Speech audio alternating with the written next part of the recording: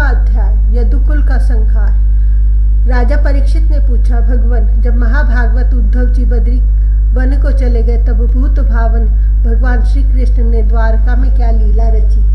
प्रभु, यदुवंश शिरोमणि भगवान श्री कृष्ण ने अपने कुल के ब्रह्म शापग्रस्त होने पर सबके नेत्र आदि इंद्रियों के परम प्रिय अपने दिव्य शिव विग्रह की लीला का संवरण कैसे किया?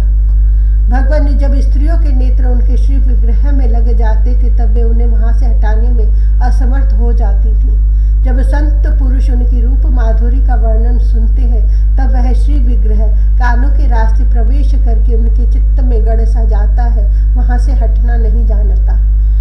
उसकी शोभा कवियों की काव्य रचना में अनुराग का रंग भर देती है और उनका सम्मान बढ़ा देती है। इसके संबंध में तो कहना ही क्या है। महाभारत युद्ध के समय जब वे हमारे दादा अर्जुन के रथ पर बैठे हुए थे, उस समय जिन योद्धाओं ने उसे देखते देखते शरीर त्याग किया, उन्हें सारूप्य मुक्ति मिल गई। उन्होंने अपना ऐसा अद्भुत श्री विग्रह किस प्रकार अंतर्धान किया? श्री शुकदेव जी कहते हैं, परीक्षित, जब भगवान श्री कृष्ण ने देखा कि आकाश, पृथ्वी और अंतरिक्ष में बड़े बड़े उत्पात अपशकुन हो रहे, तब उन्होंने सुधर्मा सभा में उपस्थित सभी यदुवंशियों से यह बात कही। श्रेष्ठ यदुवंशियों, यह देखो, द्वारका में बड़े बड़े भयंकर उत्पात होने लगे हैं। ये साक्षात यमराज की ध्वजा के समान हमारे महान अनिष्ट के सूचक है। अब हमें यहाँ घड़ी दो घड़ी भी नहीं ठहरना चाहिए। स्त्रियां, बच्चे और बूढ़े यहाँ से शंखोद्धार क्षेत्र में चले जाए और हम लोग प्रभास क्षेत्र में चले। आप सब जानते हैं कि वहाँ सरस्वती पश्चिम की ओर बहकर समुद्र में जा मिली है। वहाँ हम स्नान करके पवित्र होंगे, उपवास करेंगे और एकाग्र चित्त से स्नान एवं चंदन आदि सामग्रियों से देवताओं की पूजा करेंगे। वहाँ स्वस्ति वाचन के बाद हम लोग गौ, भूमि, सोना, वस्त्र, हाथी, घोड़े, रथ और घर आदि के द्वारा महात्मा ब्राह्मणों का सत्कार करेंगे। यह विधि सब प्रकार के अमंगलों का नाश करने वाली और परम मंगल की जननी है। श्रेष्ठ यदुवंश, देवता, ब्राह्मण और गौओं की पूजा ही प्राणियों के जन्म का परम लाभ है। परीक्षित, सभी वृद्ध यदुवंशियों ने भगवान श्री कृष्ण की यह बात सुनकर तथास्तु कहकर उसका अनुमोदन किया और तुरंत नौकाओं से समुद्र पार करके रथों द्वारा प्रभास क्षेत्र की यात्रा की। वहां पहुंचकर यादवों ने यदुवंश शिरोमणि भगवान श्री कृष्ण के आदेशानुसार बड़ी श्रद्धा और भक्ति से शांति पाठ आदि तथा और भी सब प्रकार के मंगल कृत्य किए। यह सब तो उन्होंने किया, परंतु देव ने उनकी बुद्धि हर ली और वे उस मैरेय नामक मदिरा का पान करने लगे, जिसके नशे से बुद्धि भ्रष्ट हो जाती है। वह पीने में तो अवश्य मीठी लगती है, परंतु परिणाम में सर्वनाश करने वाली है। उस तीव्र मदिरा के पान से सब के सब उन्मत्त हो गए और वे घमंडी वीर एक दूसरे से लड़ने झगड़ने लगे। सच पूछो तो श्री कृष्ण की माया से वे मूढ़ हो रहे थे। उस समय वे क्रोध से भर भर कर एक दूसरे पर आक्रमण करने लगे और धनुष, बाण, तलवार, भाले, गदा, तोमर और रिष्टि आदि अस्त्र शस्त्रों से वहां समुद्र तट पर ही एक दूसरे से भिड़ गए। मतवाले यदुवंशी रथों, हाथियों, घोड़ों, गधों, ऊंटों, खच्चरों, बैलों, भैंसों और मनुष्यों पर भी सवार होकर एक दूसरे को बाणों से घायल करने लगे, मानो जंगली हाथी एक दूसरे पर दांतों से चोट कर रहे हों। सबकी सवारियों पर ध्वजाएं फहरा रही थी। पैदल सैनिक भी आपस में उलझ रहे थे। प्रद्युम्न सांब से, अक्रूर भोज से, अनिरुद्ध सात्यकी से, सुभद्र संग्रामजित से, भगवान श्री कृष्ण के भाई गद उसी नाम के उनके पुत्र से और सुमित्र सुरथ से युद्ध करने लगे। ये सभी बड़े भयंकर योद्धा थे और क्रोध में भरकर एक दूसरे का नाश करने पर तुल गए थे।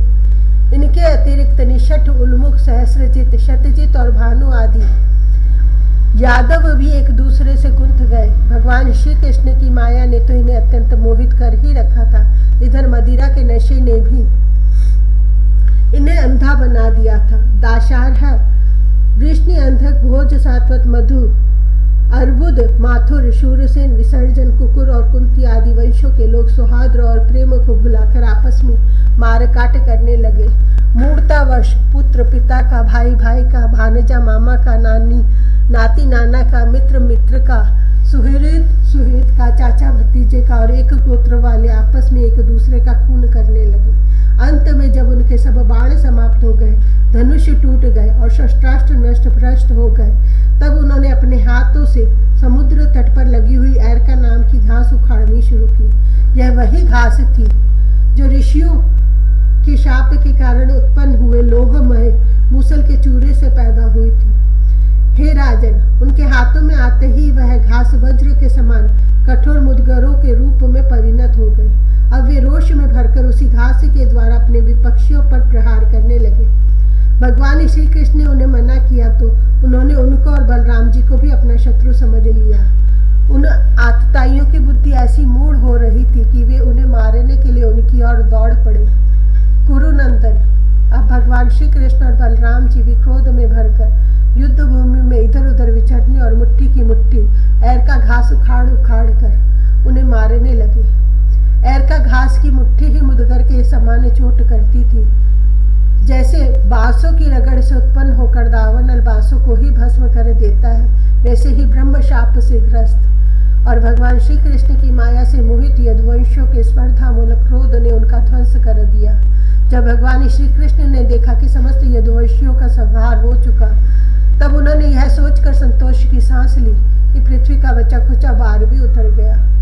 परीक्षित, बलराम जी ने समुद्र तट पर बैठकर एकाग्र चित्त से परमात्मा चिंतन करते हुए अपने आत्मा को आत्म स्वरूप में स्थिर कर लिया और मनुष्य शरीर छोड़ दिया।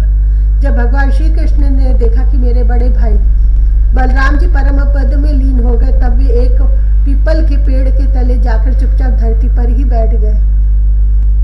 भगवान श्री कृष्ण ने उस समय अपनी अंग कांति से दैदीप्यमान चतुर्भुज रूप धारण कर रखा था और धूम से रहित अग्नि के समान दिशाओं को अंधकार रहित प्रकाशमान बना रहे थे। वर्षाकालीन मेघ के समान सांवले शरीर से तपे हुए सोने के समान ज्योति निकल रही थी। वक्ष स्थल पर शिवस का चिन्ह शोभायमान था। वे रेशमी पीताम्बर की धोती और वैसा ही दुपट्टा धारण किए हुए थे। बड़ा ही मंगलमय रूप था। मुख कमल पर सुंदर मुस्कान और कपोलों पर नीली नीली सुहावनी लगती थी। कमल के समान सुंदर सुंदर एवं सुकुमार नेत्र थे। कानों में मकराकृत कुंडल झिलमिला रहे थे। कमर में करधनी, कंधे पर यज्ञोपवीत, माथे पर मुकुट, कलाइयों में कंगन, बाहों में बाजूबंद, वक्ष स्थल पर हार, चरणों में नुपुर, अंगुलियों में अंगूठियां और गले में कौस्तुभ मणि शोभायमान हो रही थी। घुटनों तक वनमाला लटकी हुई थी। शंख, चक्र, गदा आदि आयुध मूर्तिमान होकर प्रभु की सेवा कर रहे थे।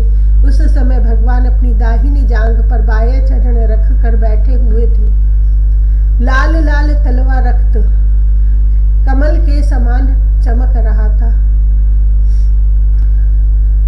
परीक्षित, जरा नाम का एक बहेलिया था। उसने मूसल से बचे हुए टुकड़े से अपनी बाण की गांठी बना ली थी। उसे दूर से भगवान का लाल लाल तलवा हरिण के मुख के समान जान पड़ा। उसने उसे सचमुच हरिण ने समझकर अपने उसी बाण से बींध दिया। जब वह पास आया तब उसने देखा कि अरे ये तो चतुर्भुज पुरुष है। अब तो वह अपराध कर चुका था, इसलिए डर के मारे कांपने लगा और दैत्य दलन भगवान श्री कृष्ण के चरणों पर सिर रखकर धरती पर गिर पड़ा। उसने कहा, हे मधुसूदन, मैंने अनजान में यह पाप किया है। सचमुच मैं बहुत बड़ा पापी हूँ, परंतु आप परम यशस्वी और निर्विकार हैं। आप कृपा करके मेरा अपराध क्षमा कीजिए। सर्वव्यापक सर्वशक्तिमान प्रभु महात्मा लोग कहा करते हैं कि आपके स्मरण मात्र से मनुष्यों का ज्ञान अंधकार नष्ट हो जाता है। बड़े खेद की बात है कि मैंने स्वयं आपका ही अनिष्ट कर दिया। वैकुंठनाथ में निरपराध हरिणों को मारने वाला महापापी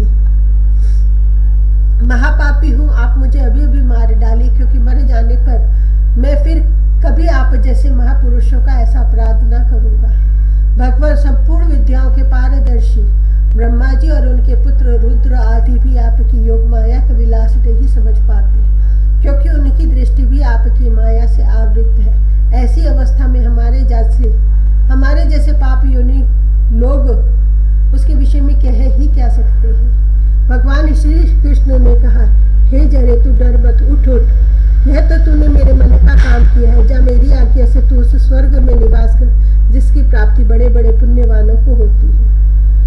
श्री सुखदेव जी कहते हैं, परीक्षित, भगवान श्री कृष्ण ने तो अपनी इच्छा से श्री कृष्ण तो अपनी इच्छा से शरीर धारण करते हैं। जब उन्होंने जरा व्याध को यह आदेश दिया तब उसने उनकी 3 बार परिक्रमा की, नमस्कार किया, विमान पर सवार होकर स्वर्ग को चला गया। भगवान श्री कृष्ण का सारथी दारुक उनके स्थान का पता लगाता हुआ उनके द्वारा धारण की हुई तुलसी की गंध से युक्त वायु सूंघ कर और उससे उनके होने के स्थान का अनुमान लगाकर सामने की ओर गया। दारुक ने वहां जाकर देखा कि भगवान श्री कृष्ण पीपल के वृक्ष के नीचे आसन लगाए बैठे हैं। असह्य तेज वाले आयुध मूर्तिमान होकर उनकी सेवा में संलग्न हैं। उन्हें देखकर दारुक के हृदय में प्रेम की बाढ़ आ गई। नेत्रों से आंसुओं की धारा बहने लगी। वह रथ से कूदकर भगवान के चरणों पर गिर पड़ा। उसने भगवान से प्रार्थना की, प्रभु, रात्रि के समय चंद्रमा के अस्त हो जाने पर राह चलने वाले की जैसी दशा हो जाती है, आपके चरण कमलों का स्पर्श न पाकर मेरी भी वैसी ही दशा हो गई है। मेरी दृष्टि नष्ट हो गई, चारों ओर अंधेरा छा गया। अब न तो मुझे दिशाओं का ज्ञान है और न मेरे हृदय में शांति ही है। परीक्षित अभी दारुक इस प्रकार कह ही रहा था कि उसके सामने ही भगवान का गरुड़ ध्वज रथ पताका और घोड़ों के साथ आकाश में उड़ गया। उसके पीछे पीछे भगवान के दिव्य आयुध भी चले गए। यह सब देख कर दारुक के आश्चर्य की सीमा न रही। तब भगवान ने उससे कहा, दारुक, अब तुम द्वारका चले जाओ और वहाँ यदुवंशियों के पारस्परिक संहार, भैया बलराम जी की परम गति और मेरे स्वधाम गमन की बात को उनसे कहना कि अब तुम लोगों को अपने परिवार वालों के साथ द्वारका में नहीं रहना चाहिए। मेरे न रहने पर समुद्र उस नगरी को डुबो देगा। सब लोग अपनी अपनी धन संपत्ति, कुटुंब और मेरे माता पिता को लेकर अर्जुन के संरक्षण में इंद्रप्रस्थ चले जाएं। दारुक, तुम मेरे द्वारा उपदिष्ट भागवत धर्म का आश्रय लो और ज्ञाननिष्ठ होकर सबकी उपेक्षा कर दो और इस दृश्य को मेरी माया की रचना समझकर शांत हो जाओ। भगवान का यह आदेश पाकर दारुक ने उनकी परिक्रमा की और उनके चरण कमल अपने सिर पर रख